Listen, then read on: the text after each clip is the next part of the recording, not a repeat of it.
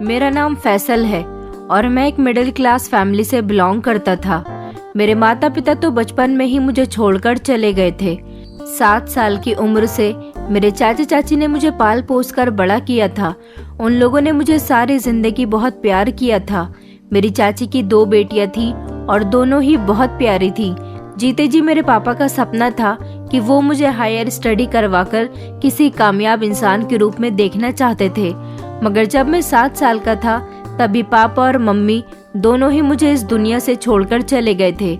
लेकिन मेरे पापा मरने से पहले मेरी सारी जिम्मेदारी मेरे चाचा जी को दे गए थे।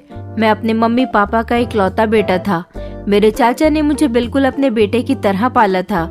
चाचा के पास तो कोई बेटा भी नहीं था, इसलिए वो मुझे ही अपना बेटा मानते थे।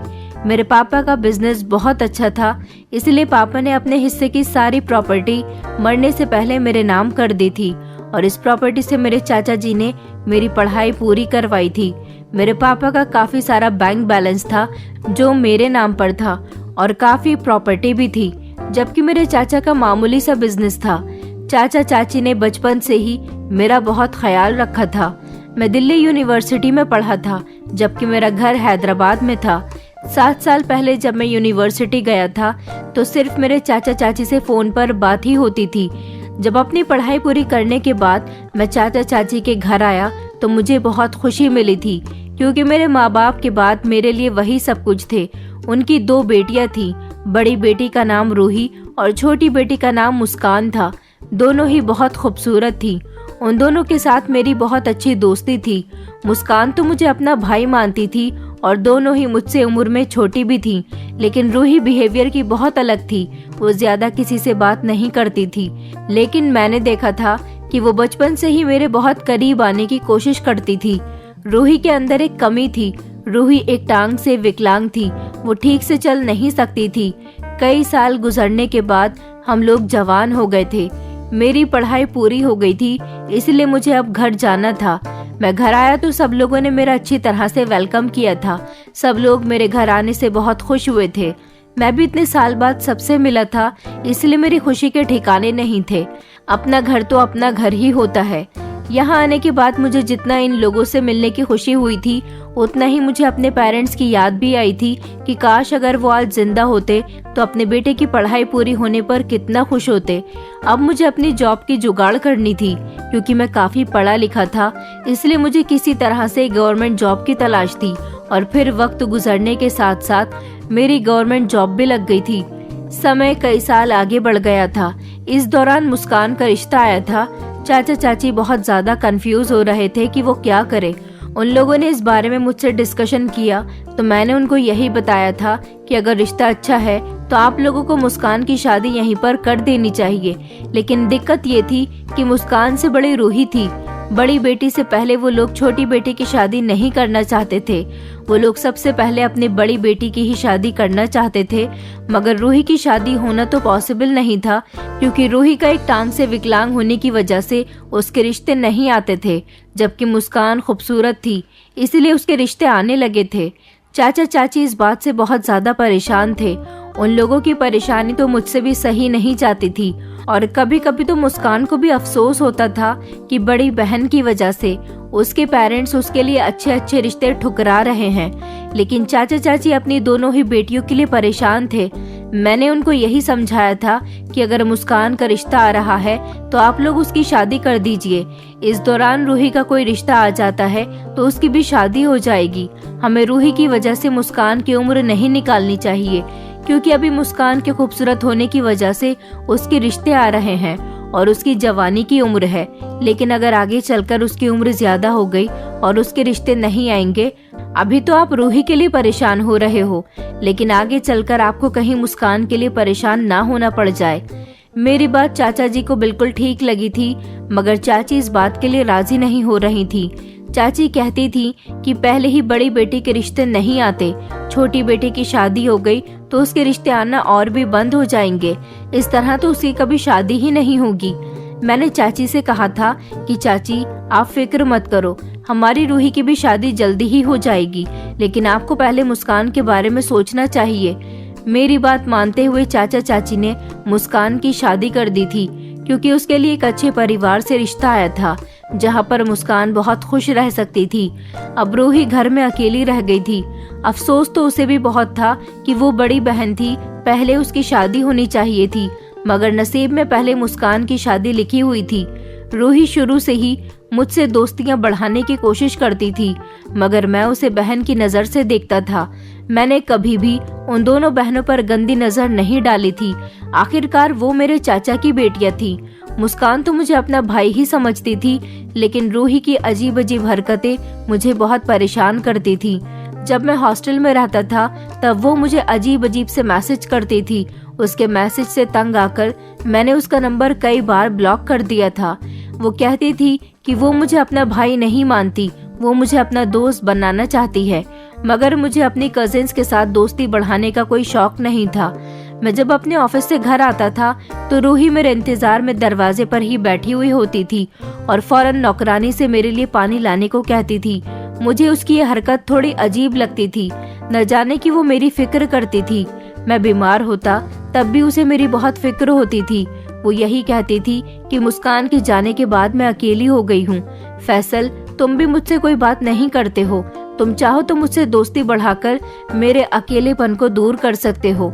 मुझे अब ऐसा लगने लगा था कि उसे मुस्कान की शादी होने का गम सता रहा है। उसे ऐसा लगता है कि पहले उसकी शादी होनी चाहिए थी।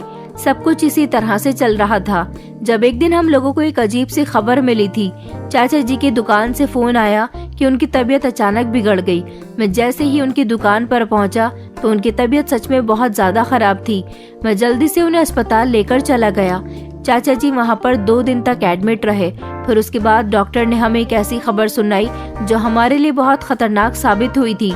चाचा जी हम लोगों को इस दुनिया से छोड़कर चले गए थे। चाची और रूही ये सदमा बर्दाश्त नहीं कर पा रही थी।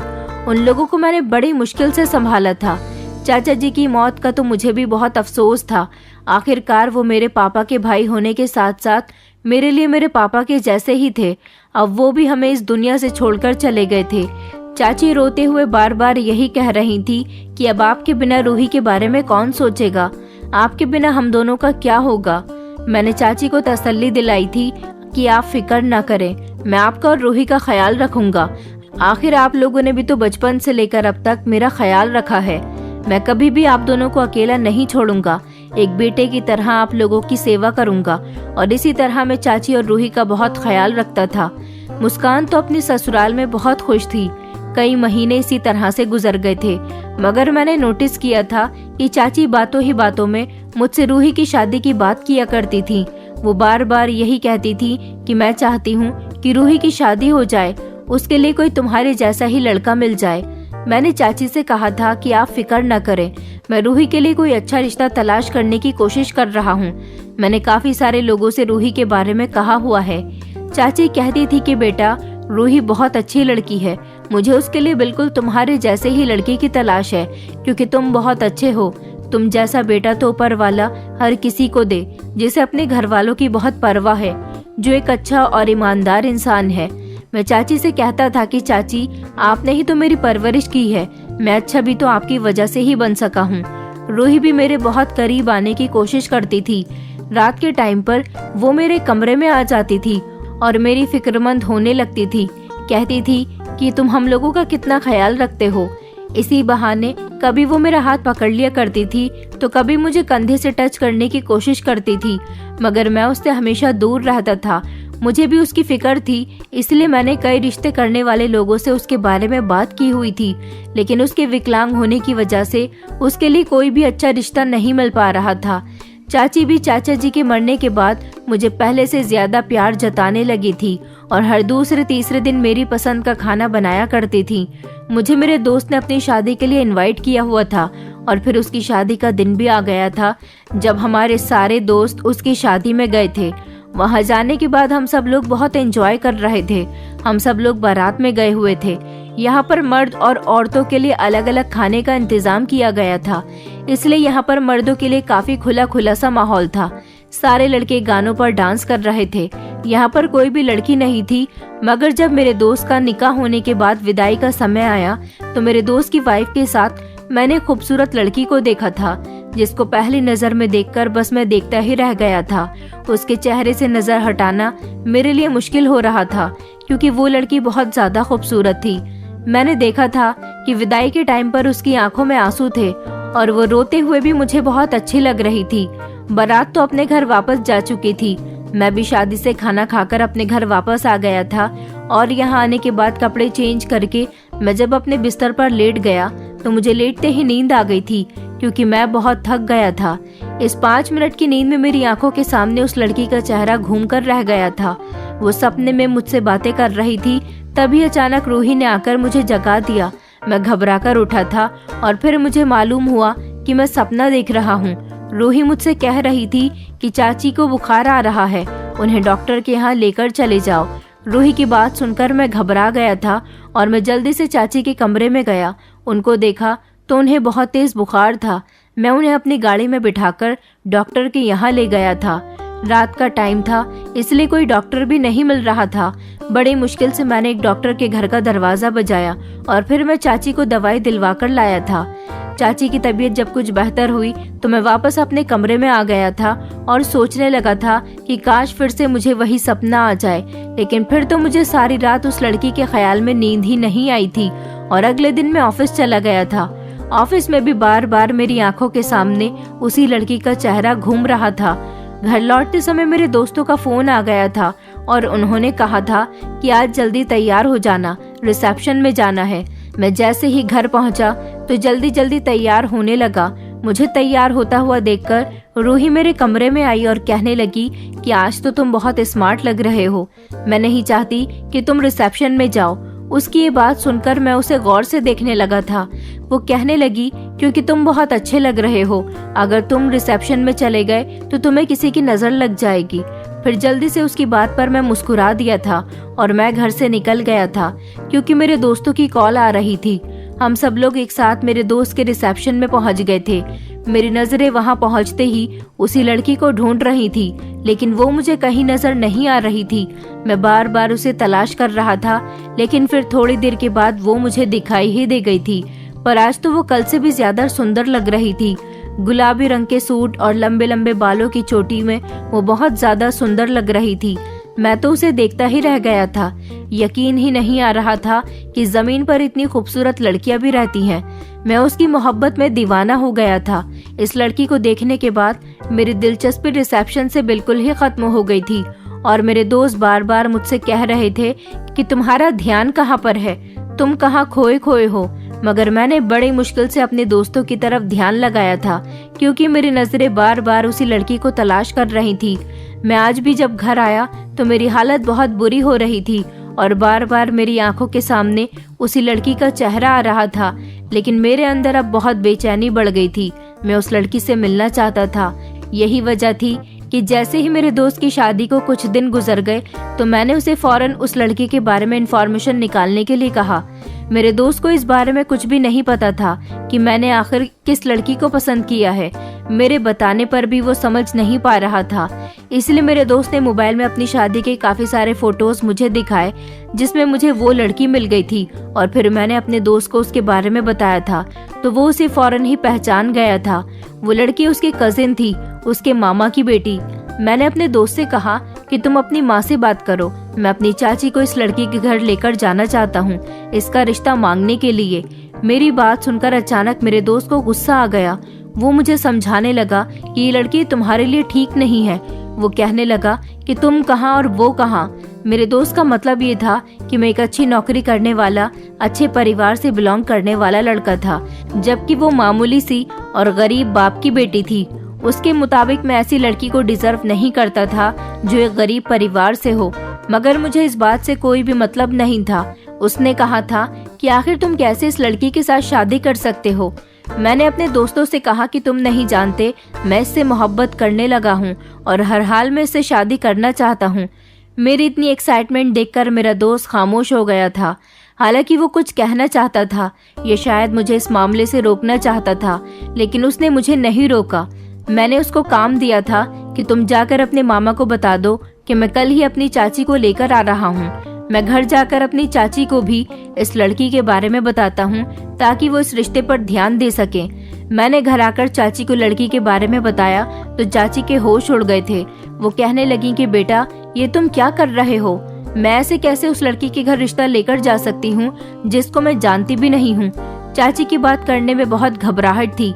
मैंने कहा, चाची मैं आपको सब बताता हूँ, आपको घबराने की जरूरत नहीं है। वो लड़की मेरे दोस्त के माँ के भाई की बेटी है, गरीब फैमिली से बिलोंग करती है, लेकिन हमें उनसे कुछ नहीं चाहिए। मैं सिर्फ उससे शादी करना चाहता हूँ। लेकिन चाची कहने लगी कि बेटा, लेकिन मैंने तुम्हारे लिए लड़की देख ली है और मैं चाहती हूँ कि तुम मेरी पसंद की लड़की से ही शादी करो। मैंने कहा, चाची ऐसा कैसे हो सकता है? मैं उस लड़की से प्यार करने लगा हूँ। मैं अपने दिल के हाथों मजबूर हो चुका हूँ, इसलिए मैं उसके अलावा किसी और लड़की से शादी नहीं कर सकता। मेरी बात सुनकर चाची खामोश हो गई थी और मैंने जिद लगा ली थी कि आपको उस लड़की के घर रिश्ता लेकर जाना ही होगा। मेरे कहने के मुताबिक चाची वहाँ पर रिश्ता लेकर तो चली गई थी, मगर मैंने देखा था कि चाची का मूड मेरी तरफ से बहुत खराब हो रहा था और इन दिनों रूही का मूड भी बिल्कुल अच्छा नहीं था। मैंने कई बार देखा था कि रूही की आंखों में आंसू होते थे। मैं जब भी उसकी आंखों में आंसू देखकर उससे बात करने की कोशिश करता तो वो मेरी बात का कोई जवाब नहीं देती थी। पहले जिस तरह वो मेरे करीब रहती थी, अब वो मुझसे दूर दूर रहने लगी थी। चाची भी सिर्फ मुझे खाना दिया करती थी और ज्यादातर मुझसे दूरी बनाने की कोशिश करती थी। इन लोगों के ऐसे बिहेवियर की मुझे कुछ समझ नहीं आई थी। चाची का तो मैं जानता था कि वो मेरी शादी अपनी पसंद की लड़की से करवाना चाहती थी, मगर रूही के बारे में भी मैं नहीं जान सका था कि वो मुझसे खफा खफा से क्यों रहने लगी है। मुस्कान को भी जब पता चला कि मेरा रिश्ता हो चुका है तो वो बहुत खुश हुई थी, क्योंकि चाची जब उस लड़की के घर मेरा रिश्ता लेकर गई थी तो उसके घर वालों ने फौरन ही रिश्ते के लिए हाँ कर दी थी। उनको मेरे दोस्त ने मेरे बारे में सब कुछ बता दिया था और उन लोगों से ये बात भी हो गई थी कि हमें लड़की के अलावा दहेज में कुछ भी नहीं चाहिए। वो लोग गरीब थे और उनकी बेटी का रिश्ता इतने अच्छे परिवार में होने जा रहा था, इसलिए वो लोग बहुत आसानी से मान गए थे। मेरी शादी की डेट भी फिक्स हो गई थी, लेकिन मैं देख रहा था कि मेरी शादी की तैयारियां मेरे कहने पर चाची कर तो रही थी, मगर वो बिल्कुल भी खुश नहीं थी। मैंने चाची का मूड खराब देखकर उनसे बात की और उनसे कहा कि आप इस रिश्ते के लिए खुश नहीं है क्या? आप नहीं चाहती कि मेरी शादी मेरे मर्जी के मुताबिक हो? तो वो कहने लगी कि तुमने हमारी मर्जी कभी चलने ही नहीं दी। ऐसा नहीं है कि मैं तुम्हारी शादी से खुश नहीं हूँ, मैं खुश हूँ क्योंकि तुम मेरे बेटे के समान हो, मगर तुम्हारी खुशी के लिए मैंने किसी की खुशियों को मार दिया है। चाची की बातों का मतलब मैं समझ नहीं सका था और ना ही उन्होंने मुझे ठीक से समझाया था। मैं सबसे ज्यादा खुश तो इस बात पर था कि मेरी शादी मेरी पसंद की लड़की के साथ होने जा रही थी। मैं चाची, मुस्कान और अपने थोड़े से दोस्तों के साथ फिजा के घर बारात लेकर चला गया था, मगर हैरानी की बात ये थी कि मेरी शादी में रूही शामिल नहीं हुई थी। न जाने रूही को क्या हो गया था, वो बहुत उदास उदास से रहने लगी थी और हर टाइम किसी बात पर चाची से झगड़ा करती रहती थी। न जाने वो इतनी चिड़चिड़ी क्यों हो गई थी। फिलहाल मैं तो अपनी खुशियों में मगन था, मुझे इन लोगों की ना जाने की परवाह नहीं हो रही थी। शादी की सारी रस्में हो जाने के बाद मैं अपनी दुल्हन को विदा करवाकर अपने घर ले आया था। मैं फिजा का साथ पाकर बहुत खुश था, क्योंकि अब वो मेरे घर में आ गई थी। हम दोनों ने अपनी जिंदगी की हसीन शुरुआत की थी।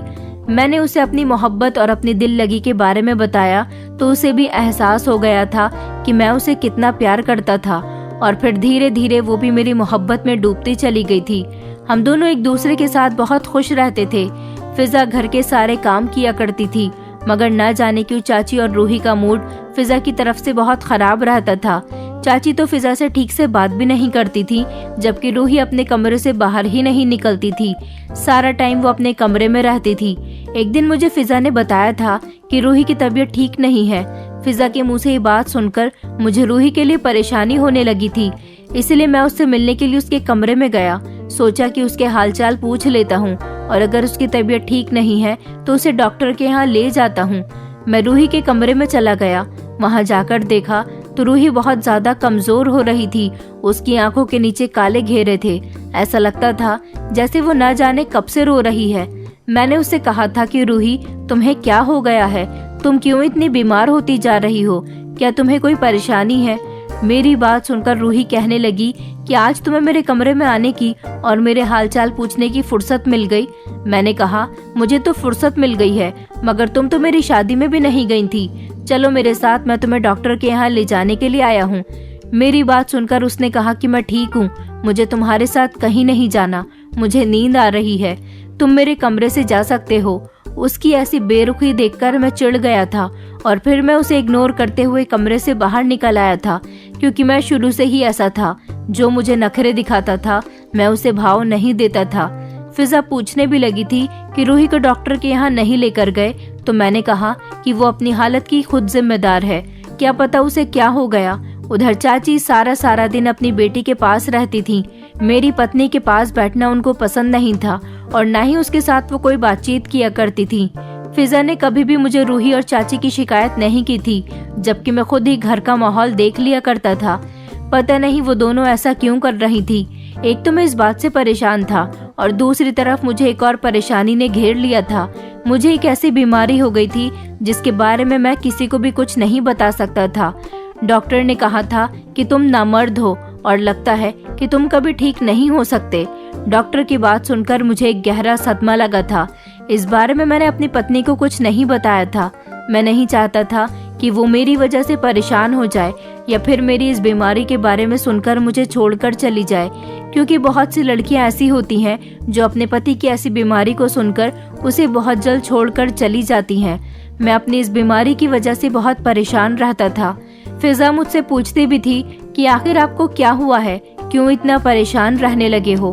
मैं उसे क्या बताता, मेरे लिए खामोश रहना ही बेहतर था।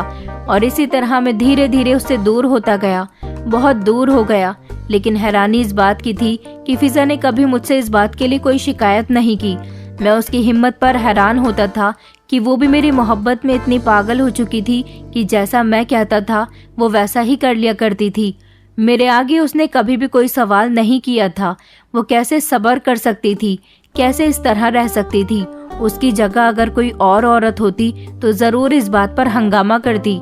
आखिरकार पति पत्नी के हक में से मैं उसके हिस्से का हक पूरा नहीं कर पा रहा था, लेकिन वो फिर भी खामोश रहती थी। ये बात मेरे लिए बहुत हैरान कर देने वाली थी। मैंने उसे इस बारे में बताने का कई बार सोचा था, लेकिन हर बार मेरी गैरत सामने आ जाती थी और मैं शर्मिंदा होकर उसे कुछ भी नहीं बता पाता था। और रात के टाइम पर जब हम दोनों कमरे में अकेले होते थे तो मैं उससे नजरें नहीं मिला पाता था, इसलिए दूसरे वाले कमरे में जाकर सोफे पर बैठे बैठे ही सो जाता था। कई दिन इसी तरह से गुजर चुके थे।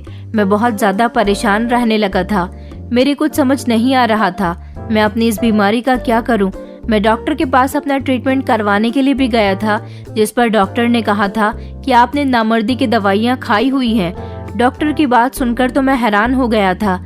मैंने डॉक्टर से कहा कि आप ही किस तरह की बातें कर रहे हो, मैंने तो कभी कोई ऐसी दवाई नहीं खाई है। डॉक्टर ने मुझे बताया कि आपकी ऐसी कंडीशन नामर्दी की हैवी डोज लेने की वजह से हुई है, जिसको लगभग आप 1-1.5 महीने से खा रहे हो। आपका इलाज बहुत मुश्किल है, क्योंकि ऐसी कंडीशन में 10 में से 7% लोग ही इस बीमारी से छुटकारा पाते हैं। मैंने कहा, डॉक्टर मुझे अपना इलाज करवाना है, आप मेरा इलाज शुरू कीजिए। डॉक्टर ने मेरे कहने पर मेरा इलाज तो शुरू कर दिया था, मगर मैं इसी सोच में था कि आखिर मैंने ऐसी दवाइयाँ कब और कैसे ली हैं। मैं तो इस बारे में खुद भी कुछ नहीं जानता था। मैं अपनी परेशानी दूर करने के लिए अपने एक दोस्त के पास चला गया था और उसे जब मैंने इस बारे में सब कुछ बताया तो वो कहने लगा कि जरूर तुम्हारे घर का ही कोई मेंबर तुम्हारे साथ ऐसा कर रहा है। तुम खुद तो दवाई नहीं ले रहे हो, तो इसका मतलब कि तुम्हारे घर का ही कोई मेंबर तुम्हें खाने में मिलाकर ये दवाई दे रहा है। मैं अपने दोस्त की बात सुनकर चौंक गया था। मैंने कहा, ऐसा कुछ भी नहीं है, भला मेरे घर का कोई मेंबर मेरे साथ ऐसा क्यों कर सकता है। मुझे खाना तो मेरी पत्नी दिया करती थी, लेकिन मेरी पत्नी तो ज्यादातर घर में ही रहती है, भला उसे ये दवाई कौन लाकर देगा। वो किसी से मिलती जुलती भी नहीं है। जब से मेरी शादी हुई है उसने घर से एक कदम भी बाहर नहीं निकाला। मेरे दोस्त ने मुझे इतना तो हिंट दे दिया था कि ये सब कुछ मेरा कोई घर वाला ही कर रहा है, इसलिए मैंने अब अपने घर वालों पर नजर रखनी शुरू कर दी थी। मैंने अब बहाने बहाने से चाची और रूही से बातचीत करनी शुरू कर दी थी।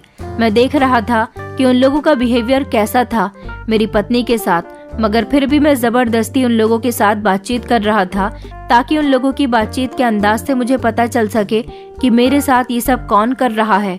मैं अपनी पत्नी पर भी नजर रखे हुए था, मगर अपनी पत्नी पर मुझे किसी तरह का कोई शक नहीं हुआ था। एक दिन चाची रूही को डॉक्टर के यहाँ लेकर जा रही थी। जब मैंने अपनी पत्नी से कहा कि मैं तुम्हें तुम्हारे मायके छोड़ आता हूँ, शाम तक तुम वापस आ जाना। मेरी बात पर वो अपने मायके जाने के लिए तैयार हो गई थी। मैं उसे चाची और रूही के निकलते ही उसके घर छोड़ आया था और उसे मायके दरवाजे से ही छोड़कर मैं जल्दी से घर वापस आ गया था। मैंने रूही के कमरे की तलाशी लेना शुरू कर दी। मुझे रूही के कमरे में कुछ भी नहीं मिला था, क्योंकि सबसे ज्यादा शक मुझे रूही पर था। वो मेरी शादी से खुश नहीं थी। फिर मैं चाची के कमरे की तरफ चला गया और उनके कमरे की भी पूरी तरह से तलाशी ले चुका था। वहां पर भी मुझे कुछ नहीं मिला था। मैंने सोचा कि एक बार मुझे अपने कमरे की भी तलाशी ले लेनी चाहिए। वैसे तो मुझे फिजा पर शक नहीं था, लेकिन अपनी तसल्ली के लिए मैंने फिजा की कबर्ड और उसके कुछ जरूरी सामान की तलाशी ले ली थी। मुझे उसके सामान में भी ऐसी कोई सी भी दवाई नहीं मिली थी। फिर मैं थक हार कर किचन में ठंडा पानी पीने के लिए आ गया था। मैंने जैसे ही शीशे के गिलास में पानी पिया और पानी के लिए उसे हाथ में लिया तो शीशे का गिलास फिसलकर मेरे हाथ से जमीन पर गिर गया था और वो टूट गया था। पानी पीने के लिए मुझे दूसरे गिलास की जरूरत थी, जो मुझे किचन में कहीं पर भी नजर नहीं आ रहा था। इसलिए मैंने गिलास को ढूंढने के लिए 1-2 कबर्ड खोलकर देखी थी। मैं ज्यादा किचन में आता जाता नहीं था, इसलिए मुझे किचन के बर्तनों के बारे में ज्यादा कुछ पता भी नहीं था। लेकिन अगला कबर्ड खोलने पर मुझे जो दिखाई दिया उसने तो मेरे होश उड़ा दिए थे। कबर्ड में एक साइड को दवाइयों के कुछ रैपर्स रखे हुए थे। मैं उन दवाइयों को लेकर अपने कमरे में आ गया था और मैंने जब YouTube पर उन दवाइयों का नाम सर्च किया तो पता चला कि ये वो नामर्दी की दवाइयाँ हैं जो मुझे खिलाई जा रही हैं। मगर अभी भी मैं ये नहीं समझ पा रहा था कि आखिर ये दवाइयाँ घर में कौन लेकर आया है, क्योंकि किचन में ज्यादातर काम मेरी पत्नी और चाची का ही होता था। मेरी तो कुछ समझ नहीं आ रहा था। ये पहेली तो सुलझने के बजाय और ज्यादा उलझती जा रही थी। मैंने जल्दी से किचन में जाकर टूटे हुए ग्लास के टुकड़े भी डस्टबिन में फेंक दिए थे। थोड़ी देर के बाद चाची और रूही डॉक्टर के यहाँ से आ गई थी, जबकि रात के टाइम पर मेरी पत्नी भी घर आ चुकी थी। अगले दिन मैं ऑफिस नहीं गया था। जो दवाई थी वो मैंने अपने पास रख ली थी। अब मुझे ये देखना था कि किचन के अंदर इस दवाई को तलाश कौन करता है। मैंने देखा कि मेरी पत्नी जब किचन के अंदर गई तो वो नॉर्मल तरीके से अपना काम करती रही और अपना काम हो जाने के बाद वो किचन से बाहर निकल आई थी। मेरी नजरें किचन पर ही टिकी हुई थी। दोपहर के खाने का टाइम हो गया था। सुबह का नाश्ता मैंने घर के बाहर किया था। अपनी पत्नी से भी नाश्ता करने के लिए मैंने मना कर दिया था और ज्यादातर खाना चाची ही बनाया करती थी। मेरी पत्नी घर के बाकी काम किया करती थी। जब चाची किचन के अंदर गईं तो मैंने उन पर भी नजर रखी, मगर ये देखकर मेरे होश उड़ गए थे कि चाची किचन की तलाशी ले रही थी और बहुत ज्यादा परेशान नजर आ रही थी। मैं समझ गया था कि चाची जरूर उसी दवाई को तलाश कर रही है। चाची के चेहरे पर पसीना आने लगा था और वो बार बार इस कबर्ड में जहाँ पर मुझे दवाई रखी हुई मिली थी वहाँ पर तलाशी ले रही थी और उनके चेहरे पर एक अजीब से एक्सप्रेशन थे। उसी समय मैं किचन में चला गया और चाची से कहने लगा कि ऐसा लगता है चाची आप कुछ तलाश कर रही हैं। मेरी बात सुनकर अचानक से चाची शॉक्ड रह गई थी और कहने लगी कि नहीं, मैं तो खाना बना रही हूँ। मैंने कहा कहीं आप ये दवाई तो नहीं ढूंढ रही। चाची ने हैरानी से मुझे पलटकर देखा था और जैसे ही उनकी नजर मेरे हाथों पर गई तो उनके होश उड़ गए थे। उन्होंने कहा कैसी दवाई, मैं तो कुछ भी नहीं तलाश कर रही। मैंने कहा चाची आपके चेहरे से साफ नजर आ रहा है आप झूठ बोल रही हैं। चाची कहने लगी कि तुम्हारा क्या मतलब है, मैं किचन में खाना बना रही हूँ, मुझे मिर्ची का डिब्बा नहीं मिल रहा, बस वही तलाश कर रही थी। मैंने कहा मिर्ची का डिब्बा तो आपके ठीक सामने ही रखा हुआ है, तो फिर आप कौन सी मिर्ची का डिब्बा ढूंढ रही हैं? मेरी बात पर चाची ने कोई जवाब नहीं दिया था, जबकि उनका चेहरा मेरे सवालों पर पीला पड़ चुका था।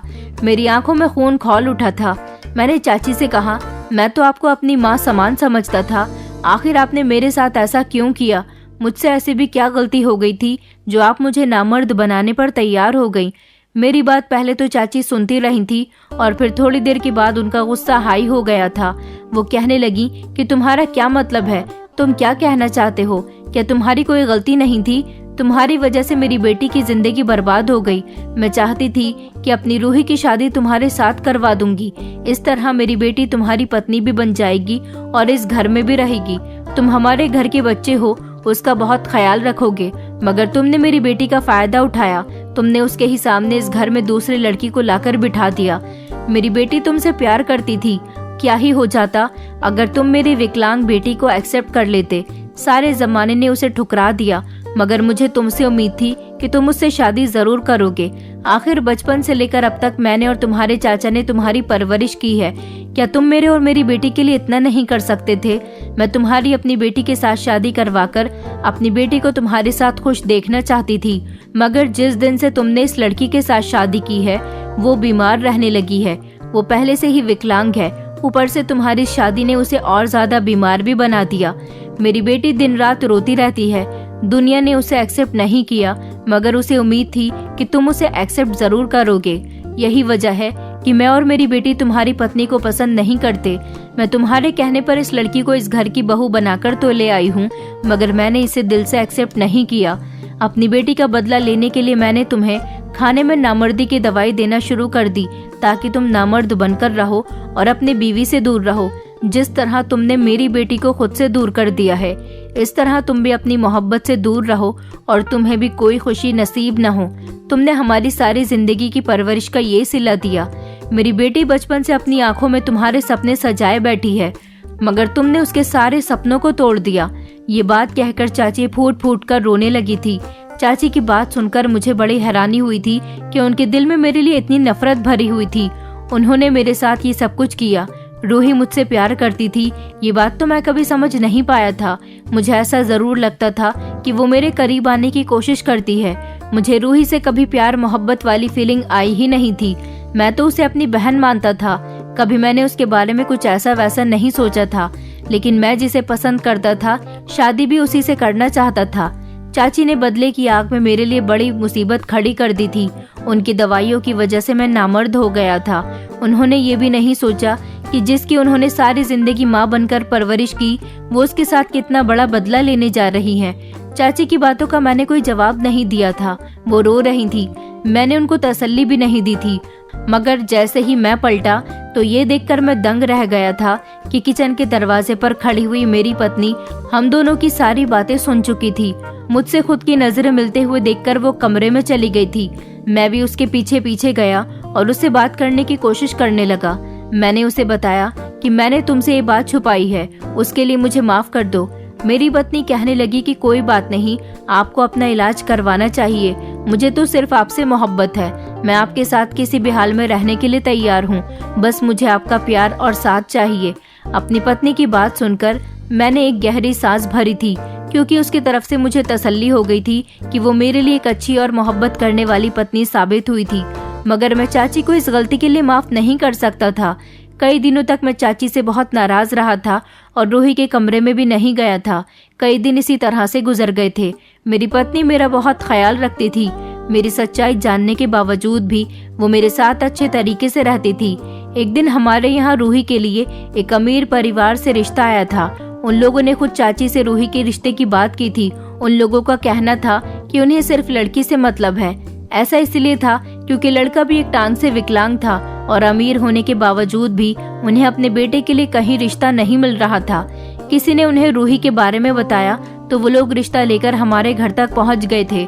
जब चाची ने लड़के की फोटो देखी और लड़की के पूरे परिवार के बारे में उन्हें पता चला तो चाची इस रिश्ते के लिए बहुत खुश हुई थी। चाची ने इस रिश्ते के लिए रूही को मना लिया था और इस तरह रूही की शादी एक अच्छे और अमीर परिवार में हो गई। चाची ने अपने किए की मुझसे माफी मांग ली थी और चाची मेरी बड़ी थी, मेरी माँ की जगह थी, इसलिए मैंने उन्हें माफ कर दिया था। 2 साल इसी तरह से गुजर गए थे। मेरा इलाज अभी भी डॉक्टर से चल रहा था। डॉक्टर ने ट्रीटमेंट के लास्ट मोमेंट पर मुझे कुछ टेस्ट लिख कर दिए थे। मैंने जब वो टेस्ट करवाए तो सारे ही टेस्ट नॉर्मल आए थे और कुछ समय बाद मेरी पत्नी भी प्रेग्नेंट हो गई थी। इस खबर को सुनकर मैं फूला नहीं समा रहा था। चाची भी मेरी पत्नी के साथ अब ठीक हो गई थी। सारी पुरानी बातें वो भूल गई थी और उन्होंने मुझे भी पुरानी बातों को भूलने के लिए कहा था। पिछला वक्त मेरे लिए कठिन तो गुजरा था, मगर अब इतनी बड़ी खबर सुनने के बाद मैं पुरानी बातों को खुद ही भूल गया था और मैंने अपनी आने वाली जिंदगी की शुरुआत की थी। फिजा ने 9 महीने बाद एक प्यारी सी बेटी को जन्म दिया था। मेरी बेटी के जन्म पर रूही और मुस्कान भी आई थी।